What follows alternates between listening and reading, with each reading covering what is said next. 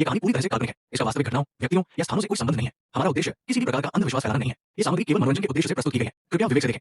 ये कहानी एक छोटे कस्बे के एक पुराने स्कूल की है, जिसे लोग आज भी भूतिया स्कूल के नाम से जानते हैं।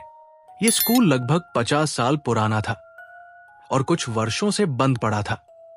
हालांकि ये कहानी एक ऐसी लड़की की है जो इस स्कूल से जुड़ी रहस्यमय घटनाओं का सामना करती है।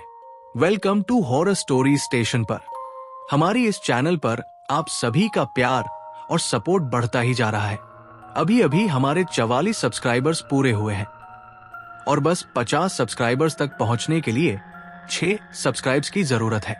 तो जल्दी से चैनल को सब्सक्राइब करें और हमारा साथ दें। जैसे ही हम 50 सब्सक्राइब्स तक पहुंचेंगे, मैं आपके लिए एक लंबी और बेहद डरावनी कहानी लेकर आऊंगा। तो दोस्तों, चलिए मिलकर ये छोटा सा टारगेट पूरा करते हैं। मेरा नाम मीरा है और ये घटना तब की है जब मैं 12वीं कक्षा में थी। हमारे कस्बे में केवल एक ही सरकारी स्कूल था और मैं वहीं पढ़ती थी। स्कूल बड़ा था, लेकिन उसका एक हिस्सा हमेशा बंद रहता था। वो हिस्सा बहुत पुराना और डरावना था। वहां जाने की मनाही थी, क्योंकि लोगों का मानना था कि वहां कुछ गलत हुआ था। लेकिन कोई भी ये बताने को तैयार नहीं था कि गलत क्या हुआ था। एक दिन हमारे गणित के सर ने अचानक से कहा कि हमें परीक्षा की तैयारी के लिए एक्स्ट्रा क्लासेस लेनी होंगी।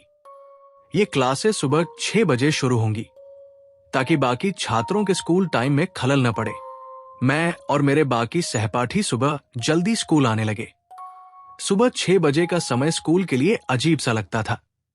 चारों ओर सन्नाटा होता था और पूरी इमारत में हल्की धुंध छाई रहती थी। पहली कुछ क्लासेस तो सामान्य रहीं, लेकिन चौथे दिन से अजीब चीजें होने लगी।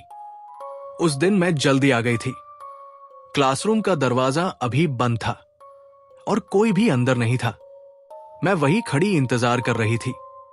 तभी मैंने महसूस किया कि स्कूल के बंद हिस्से से किसी के कदमों की आहट आ रही है। मैंने सोचा कि शायद कोई कर्मचारी होगा, लेकिन जब मैंने ध्यान से देखा तो वहां कोई नहीं था। मैंने इस बारे में किसी से बात नहीं की, लेकिन अगले दिन भी वही हुआ। इस बार कदमों के साथ साथ मुझे किसी के धीमे धीमे बोलने की आवाजें भी सुनाई दी। ऐसा लग रहा था जैसे कोई किसी को पुकार रहा हो। एक दिन हमारे गणित सर ने अचानक कहा कि हमें क्लासरूम बदलना पड़ेगा, क्योंकि हमारी पुरानी क्लास में छत का काम चल रहा था। नया क्लासरूम स्कूल के उसी पुराने हिस्से में था, जिसे हमेशा बंद रखा जाता था। हम सभी को डर लग रहा था, लेकिन सर ने कहा कि कोई डरने की बात नहीं है। मजबूरी में हमें वहां जाना पड़ा। क्लासरूम में पहुंचते ही मुझे अजीब सी ठंड महसूस हुई। वहां की दीवारें पुरानी और जर्जर थी। हर कोने पर सीलन और फंगस जमी हुई थी। पहले दिन कुछ खास नहीं हुआ, लेकिन अगले दिन जब मैं अकेले उस क्लास में पहुंची तो मैंने देखा कि ब्लैक बोर्ड पर पहले से कुछ लिखा हुआ था। वो गणित का कोई सवाल नहीं था, बल्कि वहां लिखा था, यहां से चले जाओ। मैंने डर के मारे ये बात सर को बताई। उन्होंने इसे बच्चों की शरारत कहकर टाल दिया। लेकिन जब अगली सुबह मैंने देखा कि ब्लैक बोर्ड पर किसी का नाम खून जैसे लाल रंग से लिखा हुआ था, तो मैं सहम गई।